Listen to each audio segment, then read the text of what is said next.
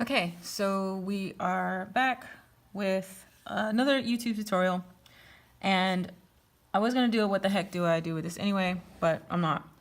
I'm gonna talk about a technique that uses a material that some people don't use, some people do, it don't matter. But we're gonna talk about watercolor pencils. So these are 4 basic watercolor pencils. They're from the Faber-Castell line. You can get really any kind of line if you want. I like these because they match really well with the Faber-Castell markers. So what you need essentially is a watercolor pencil and a water-based marker. Crayola is a water-based marker, whereas Prismacolor and Copic markers are both alcohol-based. You don't want those. You want these. There's glitter everywhere in here. Okay. So it's a really cool technique where you actually lay down all your color with watercolor pencil, and then you come back and you do some painting techniques with the markers, which is crazy. So I'm going to try to do, emphasis on the word try, to do this little desert landscape. And I'm going to try to do it very quickly. That's why I already have it relatively drawn out. Honestly, the drawing took me all of like 2 minutes, but that's 2 precious minutes of instruction time wasted on doodling. So I'm using this pink color to roughly put in some pink. I mean, I don't even know why I said that, but anyway. And then I'm going to use blue.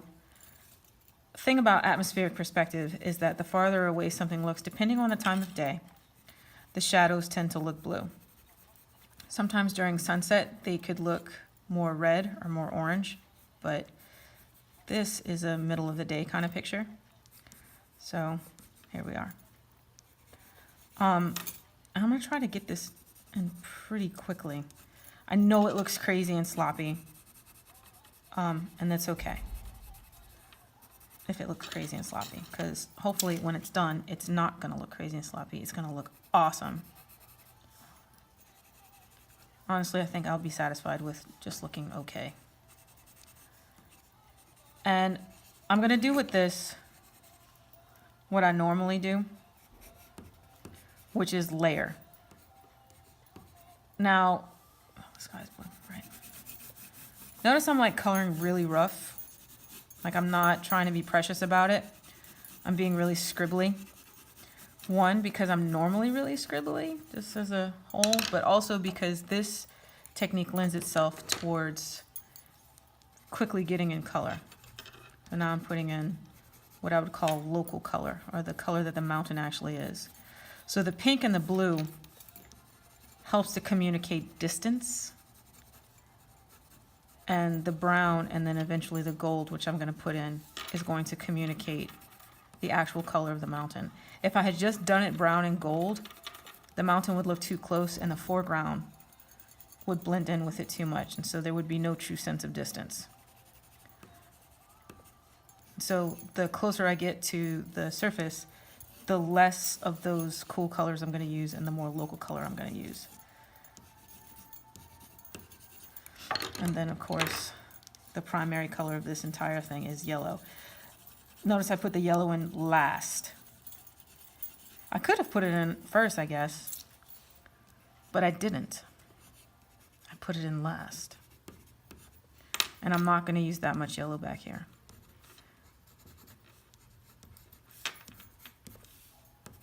Just on the places where I think the sun would be hitting during the middle of the day.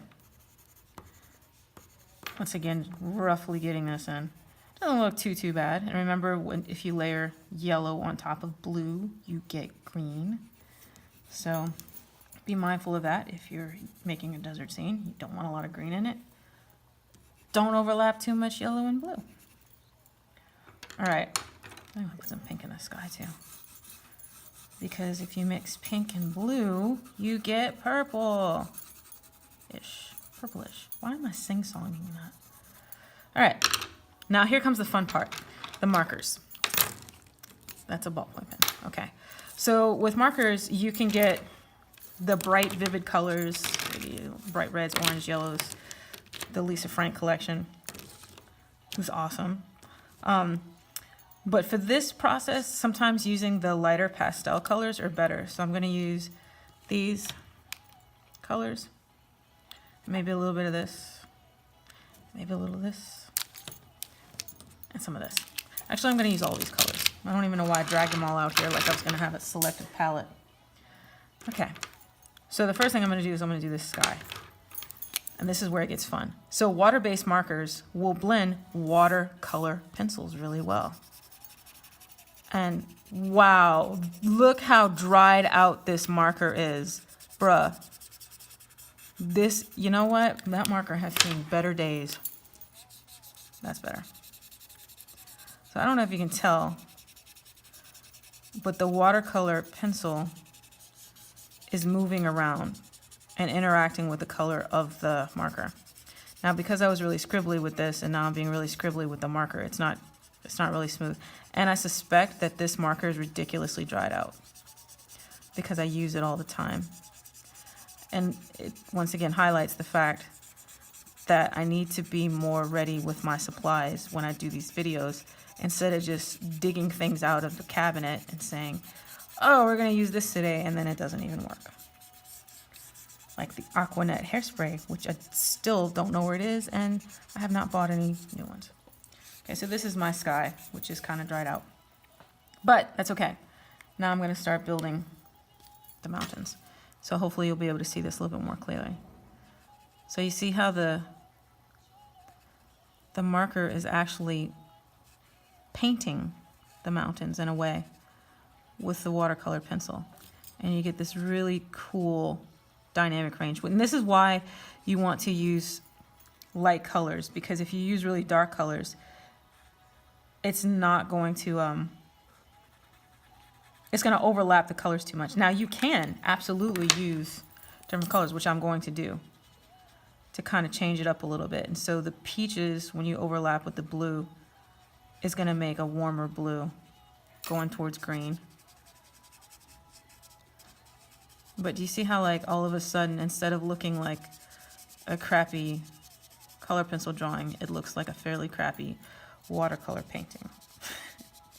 No, let me not be so hard on myself. It's okay.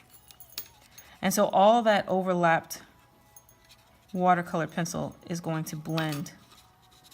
And the fresher your marker is, the better this is going to look. So I'm just going to go back and forth with that peach color and that blue, even though this blue is 90% dried out. If I go slow, I might be able to get some lasting little bits out. And then also, you can use some grays to put some darker shadows in there, which I'm going to do now. But you don't want your background to have too much dark shadows, because then it starts to make the image come forward a little bit, and I don't want my background to be right in the front, because then it would be called front ground. No, it wouldn't. It'd be called foreground. Oh my God, you hear that? It's my guts. And then water-based markers, if you're quick enough, you get some pretty good blending with it too. And I'm using Bristol paper right now, which I don't tend to like as a whole, because it's not, oh my God, this marker is so dried out. That marker is ready to retire. All right, that's better. I forgot what I was saying, but anyway, blending. I'm saying something about blending. The fresher the marker is, the easier it is to blend, because it's still pretty damp. Whereas this is, even this color's dried out. Man, I need to go to the art store. Shout out to Mo's Art Store, which is in New Orleans on South Carrollton, and I think there's a North Shore location. I'm not going to put a link to anything in the description. You'll have to find it by yourself like I did. I'm just joking. It's on South Carrollton. I don't think they do online orders. I don't know if they do, actually. I'm a terrible shout-outer, person who shouts out. Someone who's out loud. So, yeah. Or you can go to David Art if you live in the New Orleans area. And if you don't, You go to Michael's, I guess. Or, I don't think Walmart would have watercolor pencils. They might. Or you can always order them.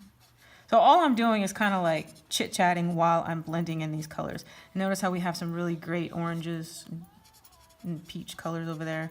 And as we come closer to the foreground, we have more yellows, which is mixing with the blue to make what color? Yes, you guessed it, green. So, but it's too yellow. I'll put some pink in there. Also, if your paper is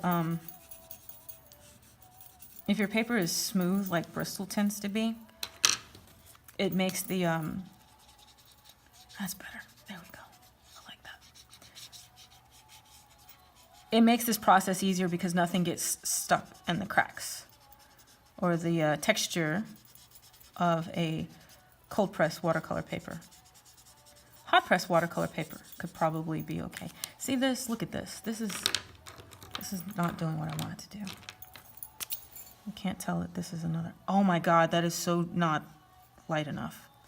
Oh, while I'm looking with dismay at how dark this is, water-based markers dry lighter.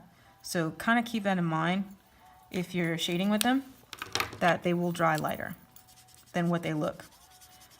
And if you try to photograph them, they will photograph terribly. See, that's not true. I'm just a terrible photographer when it comes to trying to upload pictures of anything. And honestly, I'm terrible at doing these videos because this is the 5th one I've done since the last one. And hopefully, I'm hoping more than anything that it is successful because I'm going to be honest, I am so tired of making failed videos. So here's to hoping that this works out. So far, so good. And it's not the video that's the problem. It's me not knowing how to make the video. Yes, this is actually one of the nicest drawings I've made for these videos. So I'm just going to use this architect's pencil and draw some details. Oh my God, this pencil is not sharp at all. So there's some like little trees over here. I have now ruined this picture. This picture was awesome a second ago, and now it is getting ruined from me trying to do too much. Yeah, I'm not going to use that pencil anymore. I'm just going to go straight in with the watercolor pencil.